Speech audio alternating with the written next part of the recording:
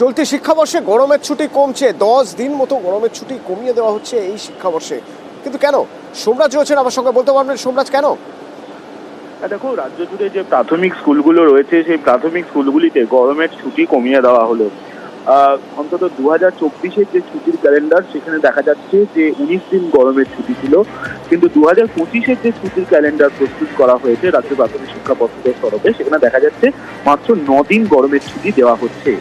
এর পিছনে কারণ হিসেবে একাধিক কারণ উঠে এলেও মূলত মনে করা হচ্ছে যে দীর্ঘদিন ধরে গরমের ছুটি থাকার কারণে প্রাথমিক স্কুলগুলিতে পঠন পাঠনের ক্ষয়ক্ষতি হচ্ছিল এবং সেই কারণেই গরমের ছুটি কমিয়ে দেওয়া হলো। যদিও প্রাথমিক শিক্ষা পর্ষদের সভাপতি গৌতম পাল তিনি জানাচ্ছেন যে যেহেতু এবছর পুজোর ছুটি বাড়ানো হয়েছে তাই গরমের ছুটি কমানো হয়েছে।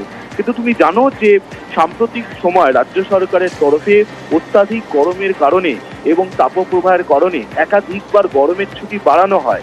তো সেক্ষেত্রে রাজ্য সরকারের তরফে যেখানে একাধিকবার গরমের ছুটি বাড়ানো হয় সেখানে প্রাথমিক শিক্ষা পর্ষদ গরমের ছুটি কমিয়ে দিল, 10 দিন কমিয়ে দিল, কিন্তু পর্ষদ বলছে তারা পুজোর ছুটি 10 দিন বাড়িয়েছে।